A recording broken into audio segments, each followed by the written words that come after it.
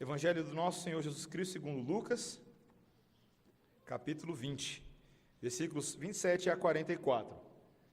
Como os irmãos podem ver, vida após a morte é o tema que nós trataremos a partir deste texto de hoje. Se você quiser saber como tem sido essa série no Evangelho de Lucas e as outras séries que nós pregamos na igreja, você pode consultar essa série no site da igreja, também no nosso canal no YouTube. Nós estamos colocando lá sequencialmente para que os irmãos possam revisitar, recapitular e estudar em casa, muitas vezes compartilhando com a família, à mesa, quando você se senta para um culto familiar, todas as séries que nós estamos fazendo e assim trazer o benefício de ter a palavra de Deus confirmada no seu coração. Lucas 20, 27 a 44, esta é a palavra do Senhor. Chegando alguns dos saduceus, homens que dizem não haver ressurreição, perguntaram-lhe: Mestre, Moisés nos deixou escrito que, se morrer o irmão de alguém, sendo aquele casado e não deixando filhos, seu irmão deve casar com a viúva e suscitar descendência ao falecido. Ora, havia 7 irmãos. O primeiro casou e morreu sem filhos. O segundo e o terceiro também desposaram a viúva. Igualmente os 7 não tiveram filhos e morreram. Por fim morreu também a mulher. Esta mulher, pois, no dia da ressurreição, de qual deles será a esposa? Porque os 7 a desposaram. Então lhes acrescentou Jesus: os filhos deste mundo casam-se e dão-se em casamento. Mas os que são havidos por dignos de alcançar a era vindoura e a ressurreição dentre os mortos não casam, nem se dão em casamento, pois não podem mais morrer, porque são iguais aos anjos e são filhos de Deus, sendo filhos da ressurreição. E que os mortos hão de ressuscitar, Moisés o indicou no trecho referente à sarça, quando chama ao Senhor o Deus de Abraão, o Deus de Isaque e o Deus de Jacó. Ora, Deus não é Deus de mortos, e sim de vivos, porque para ele todos vivem. Então disseram alguns dos escribas: Mestre, respondeste bem. Dali por diante não ousaram mais interrogá-lo. Mas Jesus lhes perguntou: Como podem dizer que o Cristo é o filho de Davi? Visto como o próprio Davi afirma no livro dos Salmos: Disse o Senhor ao meu Senhor: Assenta-te à minha direita, até que eu ponha os teus inimigos por estrado dos teus pés. Assim, pois, Davi lhe chama Senhor, e como pode ser ele seu filho? Esta é a palavra de Deus. Vamos orar, irmãos. Senhor, nós nos alegramos com esta magnânima revelação, inspirada pelo Espírito Santo de Deus, entregue a Lucas e desta vez por nós, a nós, para que possamos hoje aprender a Tua vontade, conhecer as grandes realidades da graça que estão destinadas para nós como a eternidade. Dá-nos a graça de aprender sobre isso, em nome de Jesus. Amém. Uma pergunta para vocês: vocês já ouviram falar do conceito de transhumanismo? Se você nunca ouviu falar desse conceito, deixe-me colocar então uma outra pergunta para você. O que você acha da ideia de seres humanos melhorados? Interessante, né? Já pensou em implantes oculares capazes de incrementar a sua visão?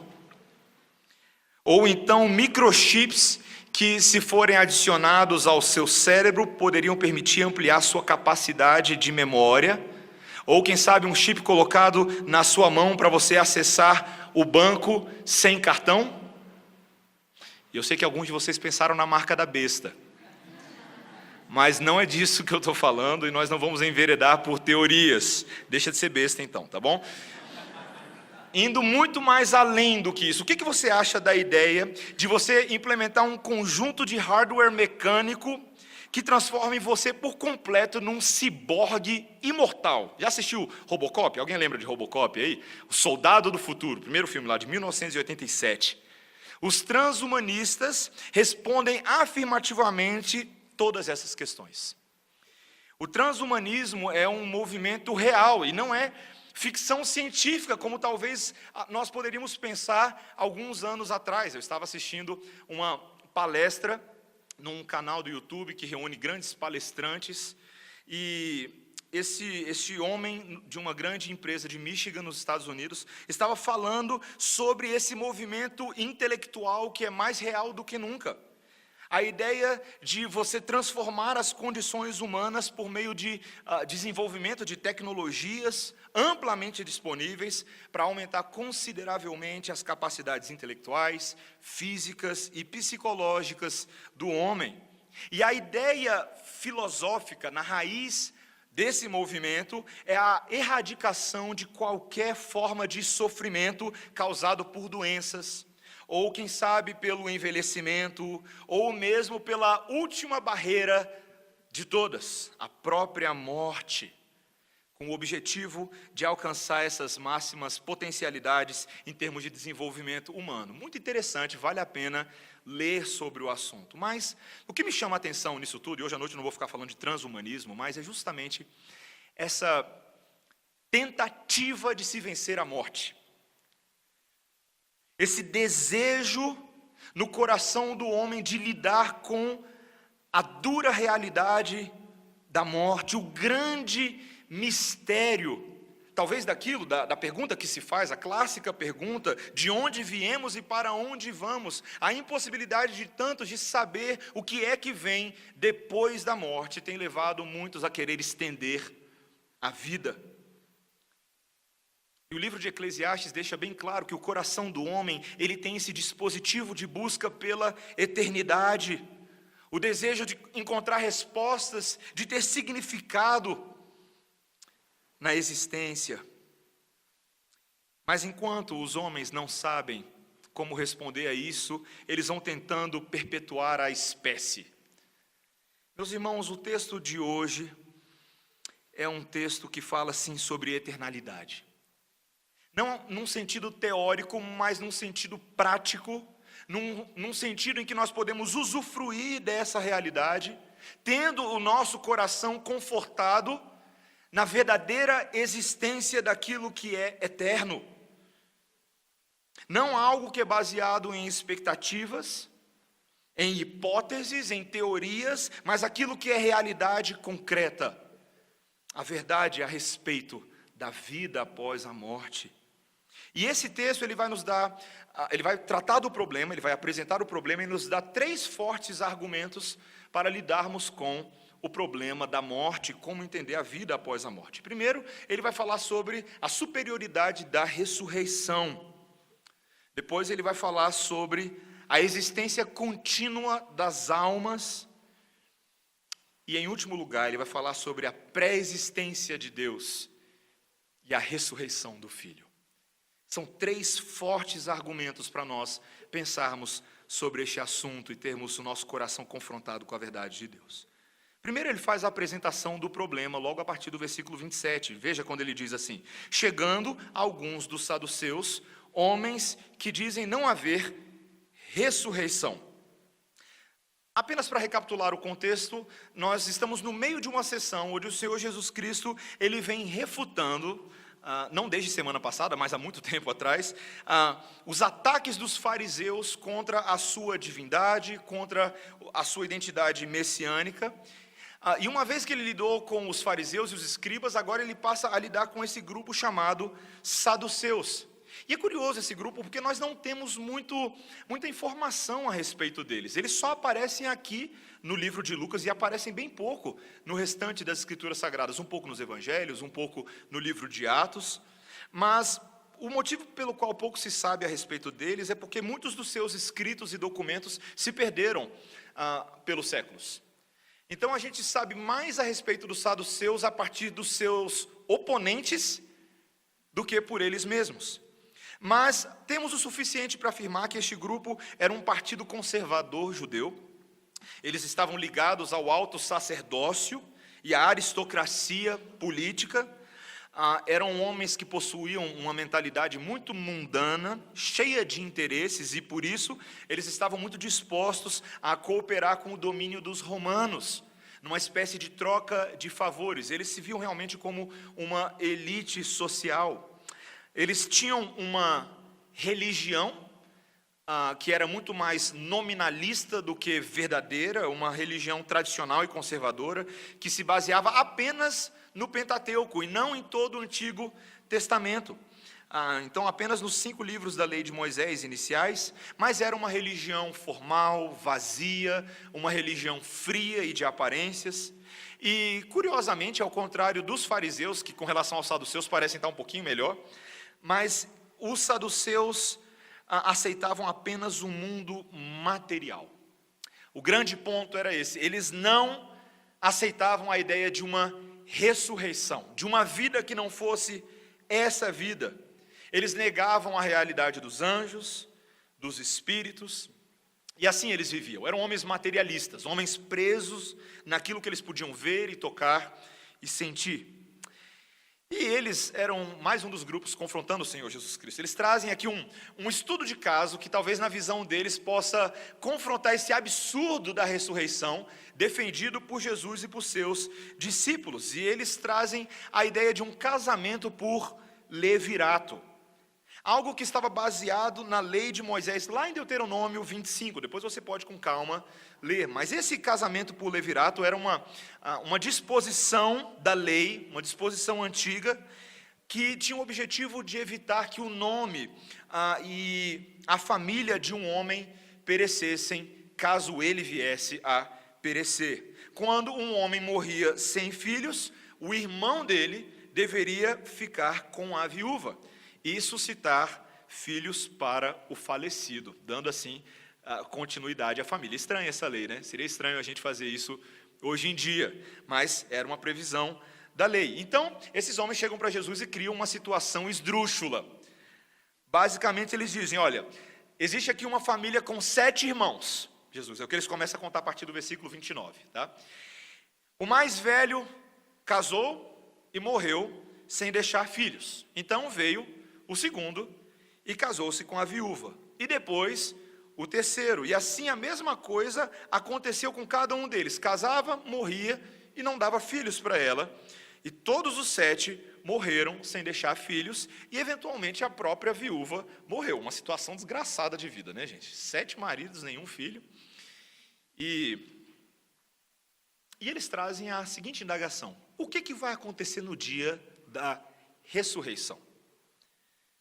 De qual dos 7 ela vai ser esposa? Já imaginou? Ela chegando no céu. E agora, qual é a técnica a implementar? Unidunite salamemingui. Vai ter que escolher alguma coisa. Isso não faria a ideia da ressurreição algo sem sentido? E, caso na cabeça deles houvesse uma impossibilidade para essa resposta, logo a própria ressurreição estava invalidada em meio a essa confusão toda. Me impressiona, meus irmãos, apenas uma pequena observação, esse padrão de pegadinha dos saduceus, fariseus, escribas, o desejo não de conhecer a verdade pela verdade, como nós falamos na semana passada, mas o desejo simplesmente de estar por cima, não importa qual é o argumento. Esse exemplo deles tem um interesse puramente acadêmico, porque no seu coração eles já eram incrédulos. Eles não estavam suscetíveis a serem convencidos, como vimos na semana passada. Eles já chegam enganadamente armados. E muitas vezes não há argumento contra quem já vem armado. Isso simplesmente para que nós saibamos, meus irmãos, que se o Senhor Jesus Cristo lidou com esse tipo de gente, nós vamos lidar com esse tipo de gente. É inevitável. Eu vejo muitas pessoas que às vezes ficam frustradas com os ataques do mundo, com os constantes desafios, mas, meus irmãos, vai ser assim até a volta de Jesus. Exatamente assim. E possivelmente cada vez pior. São cada vez mais elaborados os argumentos, são cada vez mais complexos, mais cheios de evidências, mas eles são o antigo problema da incredulidade. No mundo existem muitos incrédulos, e eu e você que vivemos para Cristo, por Cristo nesse mundo, trilhando o caminho estreito, temos que saber que é assim, que é difícil, que o nosso chamado é viver neste mundo. Bom, esse é o problema. Qual que é o primeiro argumento que o Senhor Jesus Cristo dá? Ele começa a mostrar a partir do versículo 34, quando ele diz assim: Lhes acrescentou Jesus: os filhos deste mundo casam-se e dão-se em casamento. Mas os que são havidos por dignos de alcançar a era vindoura e a ressurreição dentre os mortos não casam nem se dão em casamento. A primeira coisa que o Senhor Jesus Cristo começa a mostrar é que é uma falha equiparar a era por vir com a era presente, porque elas são diferentes. Elas, como nós veremos adiante, depois em outros textos de Lucas, elas têm semelhanças, mas elas são conceitualmente diferentes e distintas. Muitos judeus, eles pensavam, por meio de suas fábulas e mitos, que a vida eterna seria, na verdade, basicamente uma extensão da vida na terra.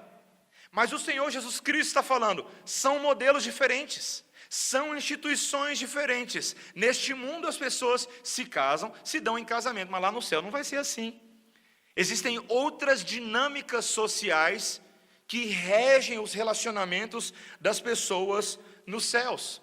E uma dica que ele nos dá nesse texto é a observação que ele faz no versículo 36, quando diz: pois não podem mais morrer, porque são iguais aos anjos e são filhos de Deus, sendo filhos da ressurreição. Veja, quando ele fala que nós temos aqui uma igualdade com os anjos, não é que ele está falando que a gente vai sair por aí, gente, com asinha, auréola, tocando harpa de nuvem em nuvem. Não é assim, tá? Se você tem essa ideia na cabeça, por favor, desfaça, que isso não tem nada a ver com novos céus e nova terra. Mas o que o Senhor Jesus Cristo está dizendo é que nós seremos iguais a Ele na imortalidade, na substância eterna. Nossos estados eternos não podem ser desfeitos porque não há morte. E se não há morte, não há necessidade de reabastecer a raça, de propagar a semente. Não há necessidade de procriação. Não se casam, nem se dão em casamento. Sabe, algumas pessoas quando ouvem esse tipo de coisa, elas ficam até meio tristes. É verdade. Porque elas acham que quando chegar no céu, como muitas pessoas pensam, nós não vamos mais nos lembrar das pessoas com quem nós nos relacionamos na terra. Muitas pessoas pensam isso no meio evangélico, de que nós não vamos ter mais memórias, porque essas memórias eram memórias talvez dolorosas, cheias de mágoas, cheias de sofrimentos, cheias de problema. Então Deus vai apagar tudo, vai dar um reset no computador. Acabou, não tem mais problema, ninguém mais lembra de nada. Todo mundo feliz, que nem a Doris do Procurando Nemo. Você lembra dela? Peixinho azul? Continue a nadar, continue. A vida segue, bola para frente. Mas a Bíblia não diz isso, meus irmãos. Não é isso que a palavra de Deus está dizendo. Até porque 1 Tessalonicenses, capítulo 4, versículos 17 e 18, nos dá a entender claramente que nós nos consolamos uns aos outros hoje, antes de Cristo voltar, para que possamos carregar esse consolo com nós mesmos para a eternidade. A palavra de Deus em momento algum diz que nós não nos lembraremos das pessoas que a gente vai chegar lá no céu, que a gente não vai se reconhecer, ou não vai reconhecer os patriarcas da fé e aqueles homens e mulheres que viveram pela fé e dos quais nós tantos queremos pegar um autógrafo um dia, não é verdade? Mas, meus irmãos, não é assim. O ponto do argumento de Jesus é mostrar a superioridade do céu. Que aquilo que Deus está concebendo na eternidade não pode ser confundido com as relações e disposições temporárias deste mundo. No céu, os nossos deleites serão multiplicados, serão intensificados à enésima potência. No céu, meus irmãos, nós teremos a derrota dos nossos inimigos, de uma vez por todas. De uma vez por todas. Não haverá de fato dor, nem lágrimas de sofrimento. Um estado de existência que foge à nossa compreensão. Quantas vezes você pensa no céu? Você já parou para pensar no céu? Às vezes a gente fica tentando encontrar comparação para o que vai ser o céu.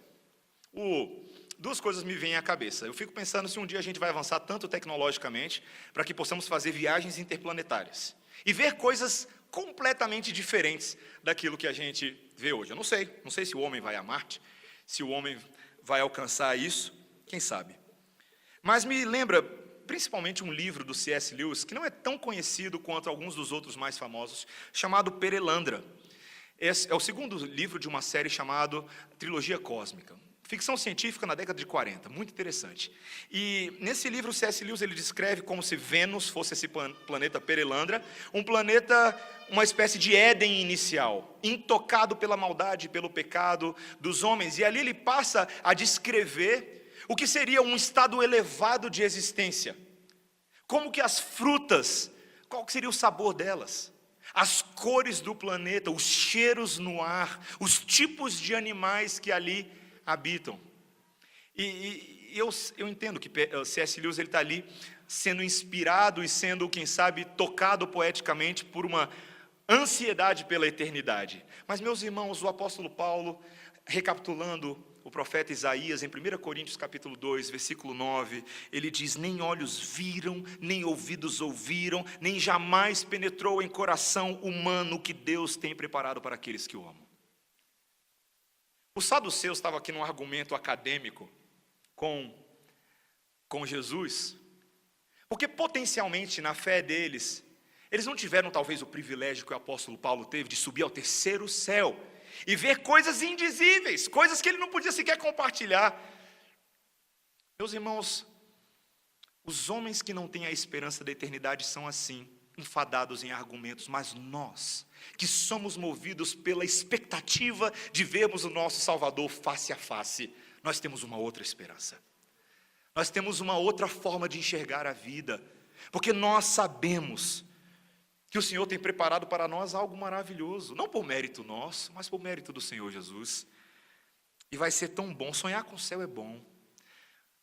Vários autores que eu conheço, e teólogos, falam sobre a necessidade de ansiarmos pela volta do Senhor Jesus Cristo e de estarmos na presença dEle como uma forma de sobrevivermos os nossos dias, para que não venhamos a esmorecer, a ficar desanimados por qualquer coisa, mas que nos lembremos que as aflições do tempo presente não se comparam com a glória do porvir, como o apóstolo Paulo afirma em 2 Coríntios capítulo 4, versículos 16 a 18. Nós precisamos nos lembrar, meus irmãos, como o próprio texto fala, que nós não apenas seremos filhos da ressurreição, mas de uma certa maneira nós já somos filhos da ressurreição. Ainda que não estejamos completamente nesse estado, mas hoje eu e você, que estamos em Cristo, já estamos ressuscitados nele. Nosso pecado já foi crucificado com ele e a vida dele já é nossa.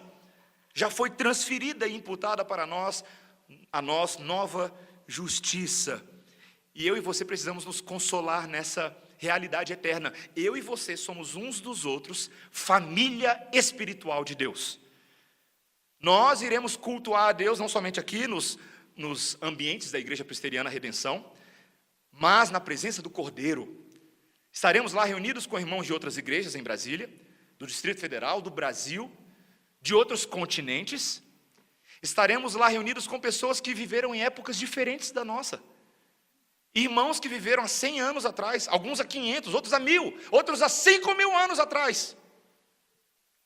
Todos nós, juntos, falando a mesma língua, cantando os mesmos cânticos. Vai ser bom demais. E eu e você precisamos nutrir o nosso coração nessas expectativas, para a gente não ficar enfadado em picuinha e fofoca de igreja. Para a gente parar de besteira. Para nós olharmos para frente com os olhos da fé, para os horizontes da palavra de Deus. E buscarmos isso. Esse é um dos primeiros argumentos. O segundo argumento não é apenas aquele que diz respeito à superioridade da ressurreição, mas também à continuidade das nossas almas. Olha o que ele diz no versículo 37. Ele diz: e que os mortos hão de ressuscitar, Moisés o indicou no trecho referente à sarça, quando chamar o Senhor, o Deus de Abraão, o Deus de Isaque e o Deus de Jacó. Em segundo lugar, Jesus não passa a falar agora não mais de casamento, mas ele passa a falar de ressurreição. A própria questão, a verdadeira indagação dos saduceus. Muitos desses homens, como nós falamos, não enxergavam uma base para a ressurreição, uma base clara para a doutrina da ressurreição no Antigo Testamento, e nem nesses moldes de Jesus. Mas Jesus agora dá um argumento para a ressurreição com base no quê? Na lei de Moisés. Na lei de Moisés. Ele começa a falar da sarça. Que sarça? Que sarça que ele está falando? Os saduceus reconheceriam, os fariseus também. quando Deus falou com Moisés na sarça, por meio da sarça, por ocasião do chamamento de Moisés, aquele fugitivo do Egito, que havia assassinado um homem, estava agora numa região mais afastada, nos desertos, havia se casado, estava cuidando de ovelhas para o seu sogro, quando de repente um belo dia, Moisés, junto com as suas ovelhas, vê uma árvore pegando fogo, meus irmãos. E ele se aproxima daquela árvore, a voz que emana dela o convoca a tirar as sandálias do pé dele, porque aquele lugar era santo. E ali naquele momento, quando Moisés pede uma identificação, o próprio Deus fala com ele em Êxodo 3,6, eu sou o Deus de teu pai, o Deus de Abraão, o Deus de Isaque e o Deus de Jacó. Palavras que remetem a histórias, a personagens, a patriarcas do passado. Esse é o mesmo Deus. E talvez eu e você que nem sempre pensamos muito sobre as fórmulas e as frases da Bíblia, a gente acha que essa frase, Deus de Abraão, Deus de Isaque, Deus de Jacó, é simplesmente falada por algum presbítero mais antigo quando ele vai fazer uma oração na frente da igreja. Deus de Abraão, Deus de Isaque, Deus de Jacó. Mas, meus irmãos, o argumento de Jesus nesse texto é absolutamente chocante. A forma como ele fala, e eu peço a você que veja comigo o que ele diz exatamente aqui no versículo 38. Ele diz, ora, Deus não é Deus de mortos, e sim de vivos, porque para ele todos vivem. Você entendeu esse argumento? O Senhor Jesus Cristo está nos dizendo que o motivo pelo qual Deus se apresentou a Moisés dessa forma, o grande eu sou, fez essas alusões a Abraão, Isaque e Jacó, não era porque meramente ele estava fazendo uma alusão histórica. Ele estava falando de homens que naquele momento, Abraão, Isaque e Jacó estavam vivos na presença de Deus. Eles não eram memórias esquecidas em algum livro no passado, não. Eles estavam naquele momento adorando ao Senhor. Porque Deus não é Deus de mortos, Ele é Deus dos vivos. Que conceito interessante, meus irmãos. Esse argumento de Jesus toca naquela famosa doutrina que tem sido chamada da doutrina do estado intermediário. Onde estão as pessoas que já morreram? Onde elas estão? Essa é uma das perguntas. Especialmente para nós que morremos no Senhor, nos perguntamos, onde é que está o povo? O que eles estão fazendo agora?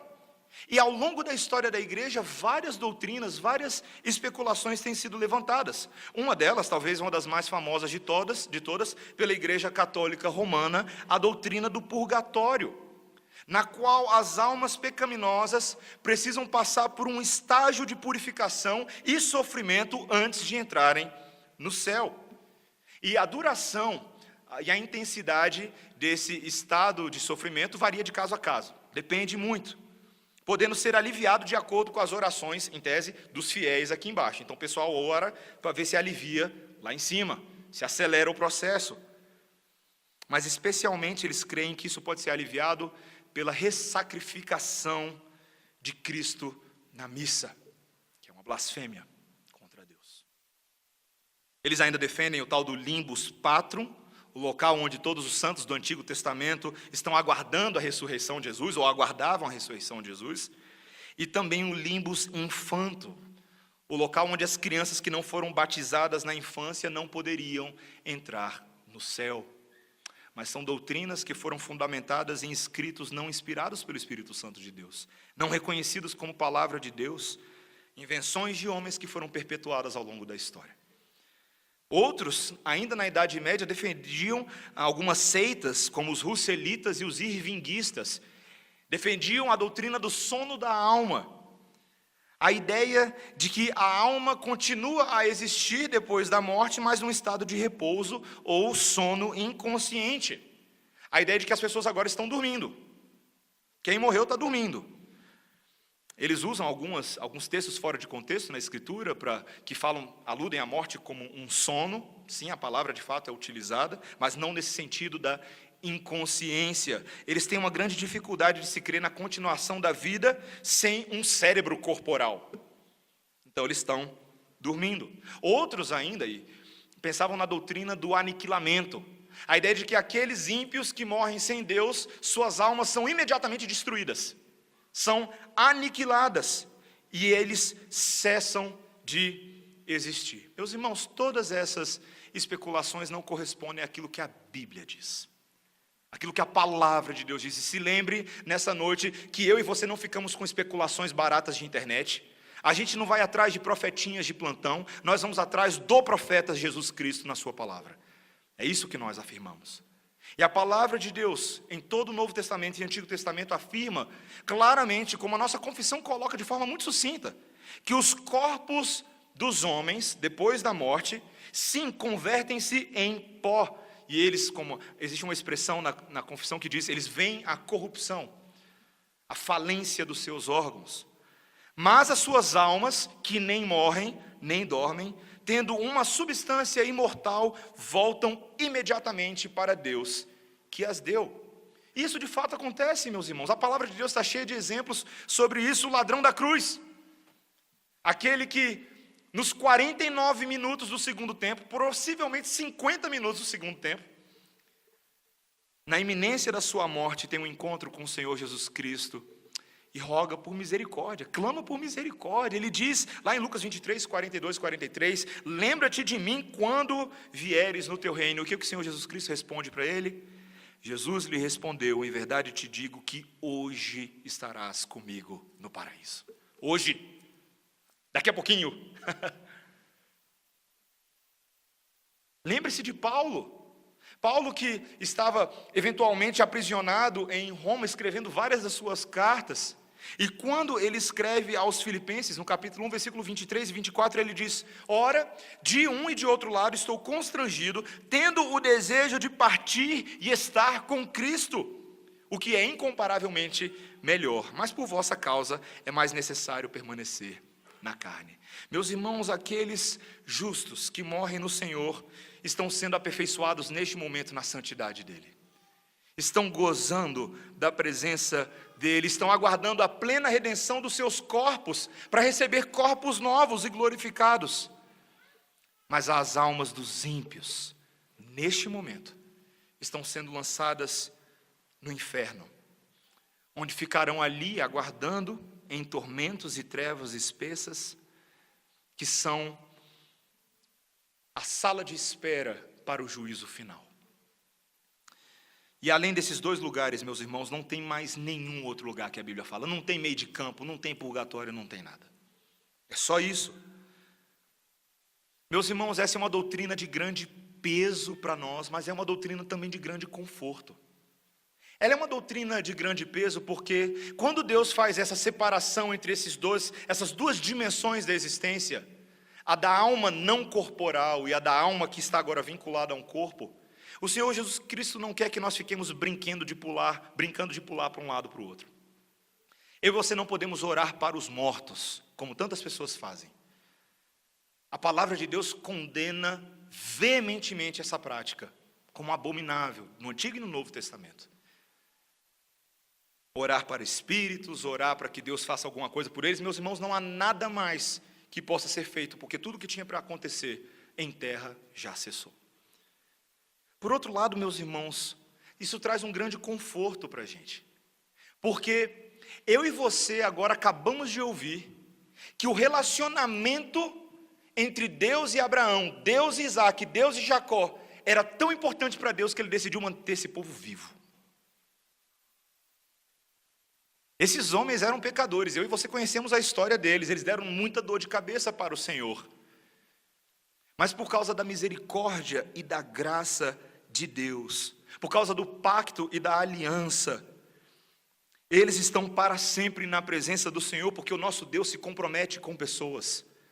O nosso Deus se compromete com o seu amor, com o seu perdão.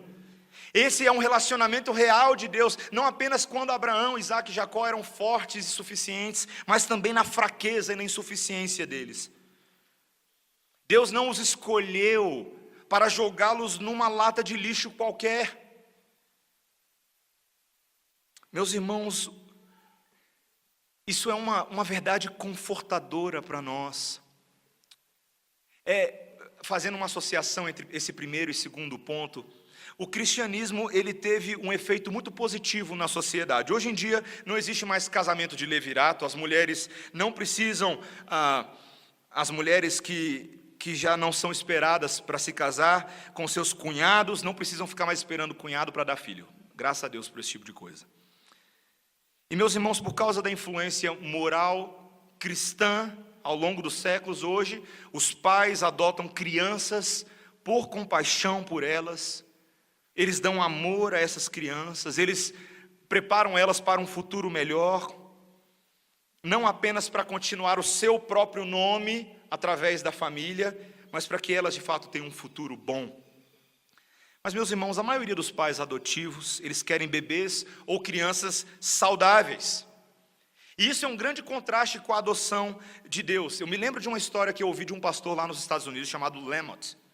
E ele contou que um casal na igreja dele foi adotar uma criança com necessidades especiais. E o questionário da agência, e esse pastor mostrou para a gente lá esse questionário, perguntava o seguinte: você poderia adotar um bebê viciado, uma criança com uma doença terminal, uma criança com retardamento leve, uma criança com retardamento moderado, uma criança com tendências para a violência contra os outros? E o pastor estava conversando com um casal e ele tomou o questionário deles na mão e disse: bem, eu espero que vocês estejam prontos para adotar essa criança, com todas essas perguntas, porque é exatamente isso que Deus fez por nós. E ele passa a dizer: Deus é um pai adotivo que também nos escolheu a nós, do nosso jeito. Quando este mundo pergunta para Deus: você vai levar as crianças viciadas? Ele fala: sim, eu vou levar as crianças viciadas. As crianças em situação terminal, sim, manda para cá que eu vou levar também. Eu escolho as crianças que têm atraso, eu escolho também os sádicos e malucos, eu escolho os egoístas, eu escolho os mentirosos, eu escolho os Abraões, os Isaques, os Jacóis e gente como eu e você. E não é só para viver com a gente 80 anos aqui nesse mundo, não, é para viver a eternidade inteira na presença dEle. Meus irmãos, que misericórdia maravilhosa do nosso Deus. Que misericórdia. O último e final argumento desse texto é a base dessa misericórdia. É a pré-existência do próprio Messias.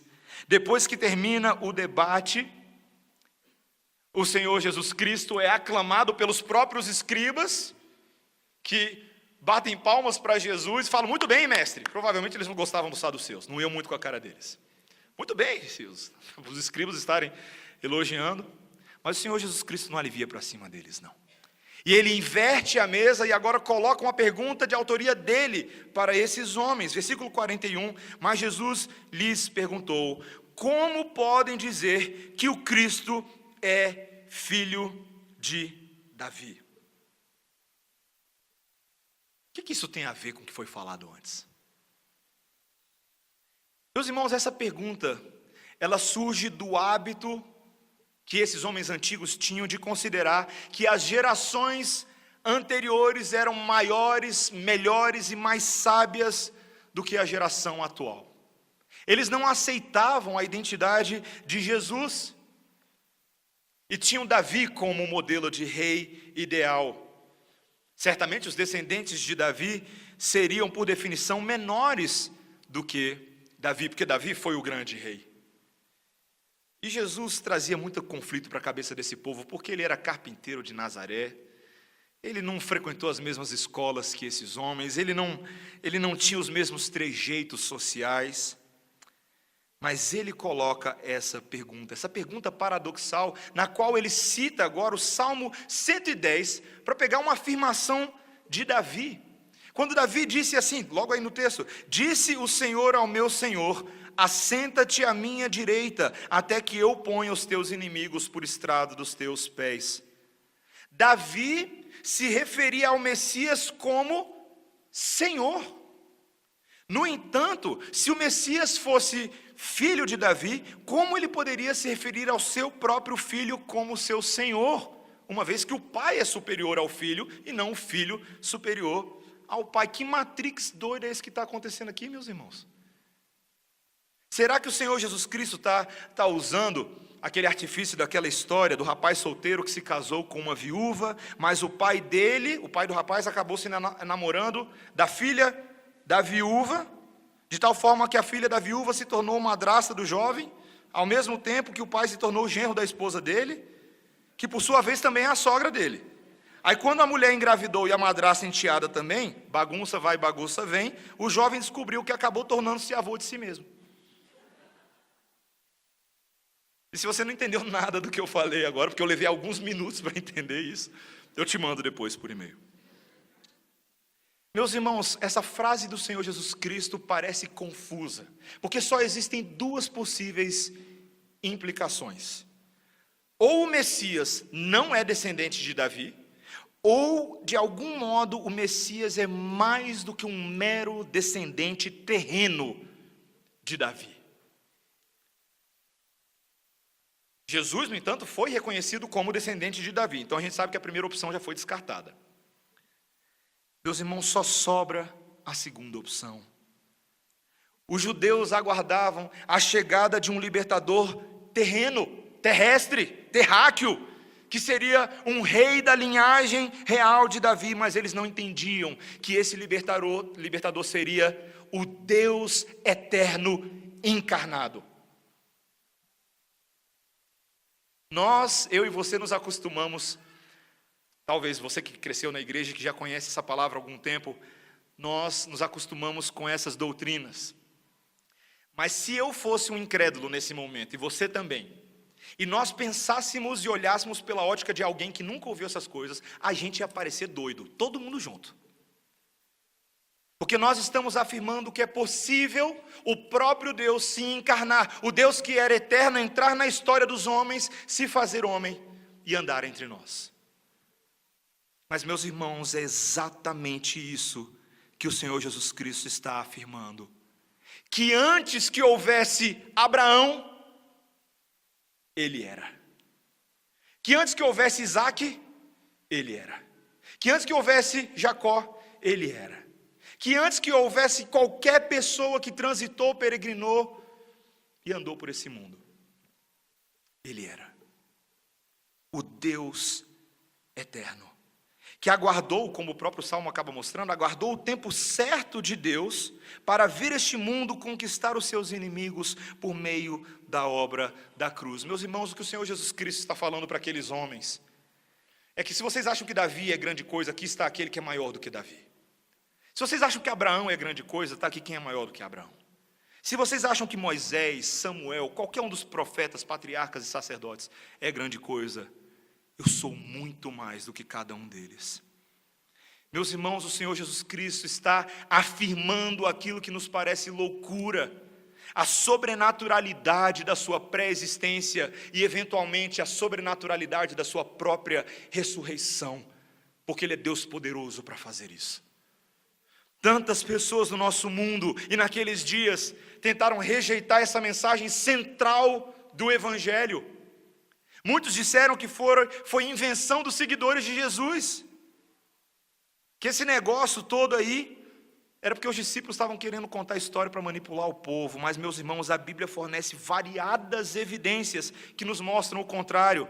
Os relatos históricos detalhados na manhã da Páscoa, o encontro do incrédulo Tomé com o Cristo ressurreto, a alta quantidade de testemunhas oculares que viram Cristo nos dias que se sucederam da sua ressurreição. Não somente os 12 discípulos, mas todas as 500 testemunhas registradas por Paulo em 1 Coríntios capítulo 15. O fato de que toda a pregação do Novo Testamento feita pelos apóstolos gira em torno da ressurreição de Jesus. Toda a pregação. O fato de que o Espírito Santo de Deus, em todas as suas ações no Novo Testamento, ele age por causa da ressurreição de Cristo. Esse é o start, esse é o início do ministério do Espírito Santo. Outros queriam negar A própria morte de Jesus, alguns diziam que ele era um mágico, tipo David Copperfield ou David Blaine, que fingiu que morreu, que deu para todo mundo a ilusão de morte. Mas, meus irmãos, a própria morte de Jesus foi atestada, foi real, foi testemunhada não somente pelos que criam, mas pelos próprios romanos e pelos próprios judeus. Talvez um dos argumentos mais utilizados para tentar negar tudo isso é: meus irmãos, ninguém nunca voltou dos mortos para contar como é que funciona. Mas Jesus nesse texto está dizendo: bem, eu realmente ainda não voltei dos mortos, mas antes que houvesse qualquer morto, eu já existia. Meus irmãos, tanto a pré-existência de Jesus Cristo quanto a sua ressurreição são a base para nós afirmarmos a vida eterna. São a base para nós afirmarmos a vida eterna. A questão central aqui hoje à noite é o que nós acreditamos sobre Jesus. Outras questões espirituais são irrelevantes, a menos que primeiro creiamos que Jesus é quem Ele diz que Ele é.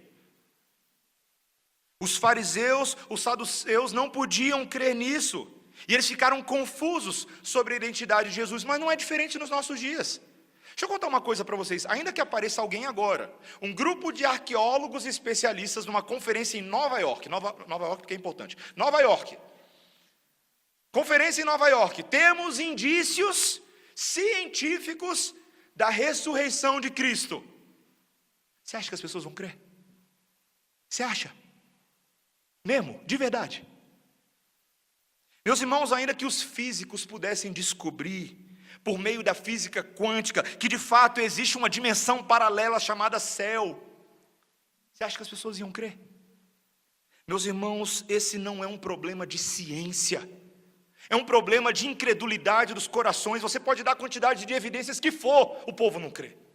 A palavra de Deus é um livro histórico, um livro que data personagens, datas, eventos, movimentos, geografia. Isso aqui não é fábula e o povo não crê.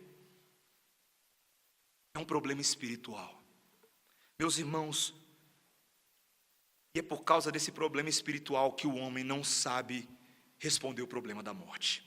É por causa disso. É por causa dessa separação entre o Criador e a criatura que eles continuam a lidar com as perguntas mais complicadas de onde viemos e para onde vamos. Há esperança, meus irmãos, há vida após a morte. Qual é a resposta para uma das maiores aflições do coração humano? E eu fecho com isso. A resposta é chocante. A solução é transhumanismo. Não esse que você pensou. Não é colocar chips no corpo, não é transformar o seu corpo num computador. Meus irmãos, nós precisamos reconfigurar o nosso sistema por completo. Eu e você, junto com os nossos corpos, nós fomos criados originalmente à imagem e semelhança de Deus. Nós fomos criados para viver para a glória dele, mas o pecado e a entrada da morte mudou tudo isso. E agora, meus irmãos, somente com as boas novas da cruz de Cristo, que eu e você podemos ser recriados para algo superior, à imagem perfeita do Filho de Deus. Meus irmãos, apenas alguém que foi verdadeiramente humano, que foi verdadeiramente Deus, que transcendeu em sua carne as fraquezas do pecado e do inimigo, somente alguém que foi vitorioso sobre a morte, somente alguém que é o primogênito, o herdeiro de um corpo novo e glorificado. Somente essa pessoa pode nos reformar por inteiros e nos dar acesso à eternidade. Só o Senhor Jesus Cristo pode te dar corpo novo, meu irmão. Não é academia, não é aquela cirurgiazinha que você está juntando dinheiro para fazer. Essas coisas são boas, mas são temporárias. Corpos santos, puros, agradáveis, perfeitos, só Jesus Cristo pode dar. E como eu e você precisamos dessa lataria, meus irmãos. Como eu e você precisamos. Esse é um texto evangelístico, você percebeu? Há um apelo aqui. O apelo é: o que você vai fazer com toda essa realidade? Você vai fazer que nem os saduceus, que não estavam interessados na verdade, ou eu e você consideraremos se cremos nessa verdade, porque somente crendo nela que podemos ser salvos. Romanos 10, 9. Se com a tua boca confessares Jesus como Senhor, e com teu coração creres que Deus o ressuscitou dentre os mortos, serás salvo. Esse é o caminho. Tem que crer nisso. Tem que crer no super-humano, o nosso Senhor Jesus Cristo. Naquele que não pecou, naquele que nunca transgrediu a vontade de Deus, naquele que é o nosso Deus e o nosso Messias. Amém? Que você leve essa esperança, que você carregue essa mensagem pelo mundo, da superioridade da ressurreição do nosso Deus. Oremos, irmãos. Senhor Deus, nós te louvamos nessa noite, porque este texto nos desafia, nos confronta a pensar em coisas que nós não pensamos o tempo inteiro. São assuntos que fogem à normalidade cotidiana das nossas vidas, mas assuntos que carecem da nossa máxima atenção, porque são assuntos de vida e morte, são assuntos que são capazes de mudar para sempre o curso da nossa existência. Senhor, ajuda-nos a crer no Evangelho da ressurreição. Quantas pessoas aqui nessa noite se encaixam em 2 de 3 categorias, ou sequer creem nessas coisas, ou creem no Evangelho, mas vivem como ateus e não pensam na ressurreição todo dia? Senhor, e existem aqueles que entenderam e que vivem pela fé nessas verdades. Senhor, queremos ser estes. Dá-nos a tua graça, o teu Espírito, muda o nosso coração, dá-nos olhos espirituais para que pela fé enxerguemos as tuas promessas nos alcançando exatamente nesta noite, Senhor. Por força da obra de Jesus, por força da reconciliação, da expiação, da propiciação, da substituição, por força da remoção da maldição que estava sobre nós, que eu e os meus irmãos possamos entender o que significa viver desde já a vida eterna. Senhor, que nós não fujamos dessa verdade, é o que nós te pedimos, Senhor, em nome de Jesus. Amém. Amém. Meus irmãos, nesse momento nós vamos ter um batismo.